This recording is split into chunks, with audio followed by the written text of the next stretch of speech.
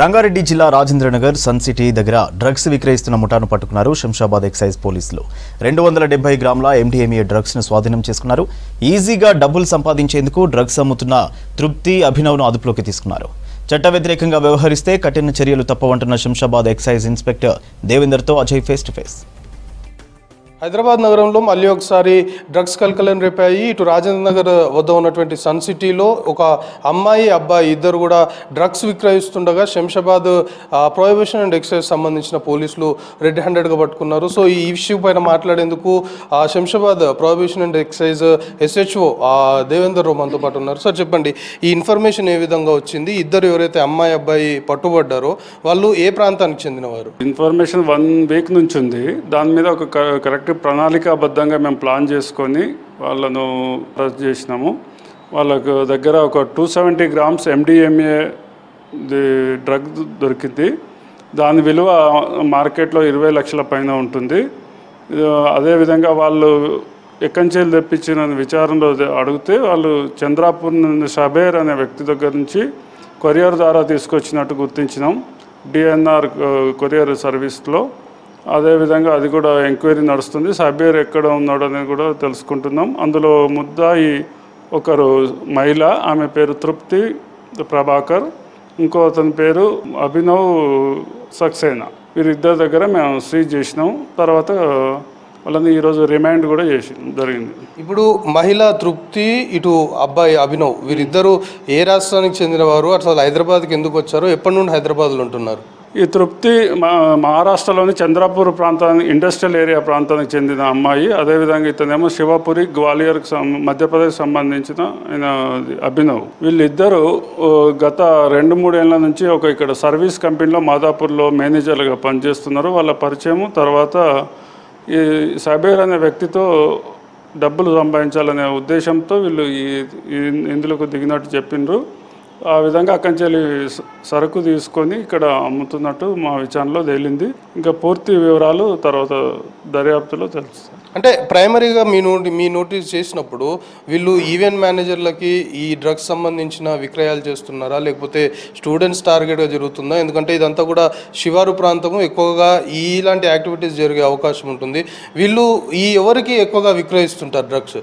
వీళ్ళు ఎక్కువ ఐటీకి సంబంధించిన యువతకు మరియు ఈవెంట్ మేనేజర్లు చేసే ఈ యువత ఈవెంట్స్ ఉంటాయి కదా, దానికి సంబంధించిన వారికి ఈవెంట్ మేనేజర్లకు సప్లై చేస్తూ ఉంటారు. కానీ వాళ్ళు చెప్పేది ఏంటంటే ఇది మేము మొట్టమొదటిసారిగానే తెస్తున్నాం అని చెప్తున్నారు. కాకపోతే ఈ అమ్మాయికి ఆ షబేర్ అతనికి కాంటాక్ట్ డీటెయిల్స్ చూస్తే చాలాసార్లు వీళ్ళకు రెగ్యులర్గా సంబంధాలు ఉన్నట్టు మాకు తెలుస్తుంది. ఇంకొకటి, వీళ్ళిద్దరు గతంలో ఈవెంట్స్ సంబంధించి వీళ్ళు కూడా ఈవెంట్ మేనేజర్గా ఏమన్నా పనిచేస్తారా? దాంతోపాటు ఇప్పుడు ఆ షబేర్ అనే వ్యక్తి ఎవరైతే ఉన్నారో అలాగే ఇంకా పెడ్లర్స్ సంబంధించిన కాంటాక్ట్స్ కూడా వీళ్ళ దగ్గర ఏమైనా నోటీస్ చేశారా మీరు?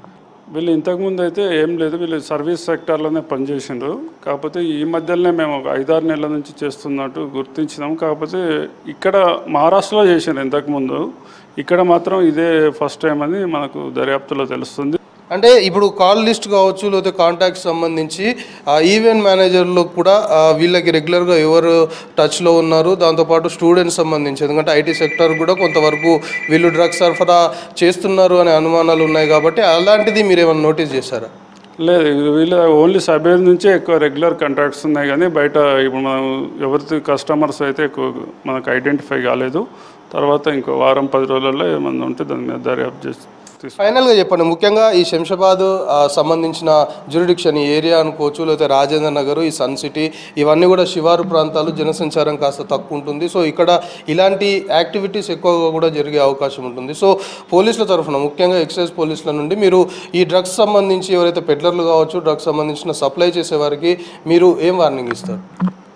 ఇప్పుడు తెలంగాణ రాష్ట్రంలో డ్రగ్స్ రహితం కావాలని మన అధికారులు కానీ ప్రభుత్వం కానీ కోరుకుంటుంది. కాబట్టి ఇటువంటి డ్రగ్స్కు దందాలో దిగితే మాత్రం కఠిన చర్యలు, NDPS చట్టం లాంటి కఠిన చర్యలు ప్లస్ కఠినంగా శిక్షలు జరిగేటట్టు చూస్తాం.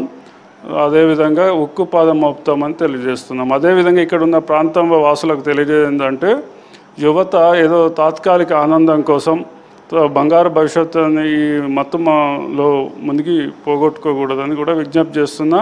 ఏదైనా సమాచారం డ్రగ్స్ గురించి సమాచారం ఉంటే 8712658750కు సమాచారం ఇవ్వాలని కోరుతున్నాం. ఇది మొత్తానికి తృప్తి, అభినవ్ ఇద్దరు సంబంధించి కూడా హైదరాబాద్కు వచ్చి కొంతవరకు ప్రైవేట్ సెక్టార్లో ఉద్యోగాలు చేశారు. దాని తర్వాత ఈ డ్రగ్స్ సంబంధించిన వ్యవహారంలో ఇప్పుడే ఇన్వాల్వ్ అయ్యామంటూ వాళ్ళైతే చెప్తున్నారు. కానీ ఒక వ్యక్తితో చాలా ఫ్రీక్వెంట్గా చంద్రపూర్ సంబంధించిన వ్యక్తితో చాలా ఫ్రీక్వెంట్గా మాట్లాడే కాల్ డేటా అనుకోవచ్చు, లేకపోతే ఇతర ఎవిడెన్స్ మొత్తం కూడా సేకరించాము. దాంతోపాటు వీళ్ళకి ఇంకా హైదరాబాద్ సంబంధించిన ఈవెంట్ మేనేజర్లు కావచ్చు, లేకపోతే డ్రగ్స్ సంబంధించిన పెడ్లర్లు కావచ్చు, ఎలాంటి లింక్స్ ఉన్నాయనే కోణంలో అయితే దర్యాప్తు చేస్తున్నాం. ఖచ్చితంగా ఇలాంటి యాక్టివిటీస్కి పాల్పడే వారిపైన చట్ట ప్రకారం చర్యలు తీసుకుంటామని ఎక్సైజ్ పోలీసులు హెచ్చరిస్తున్నారు.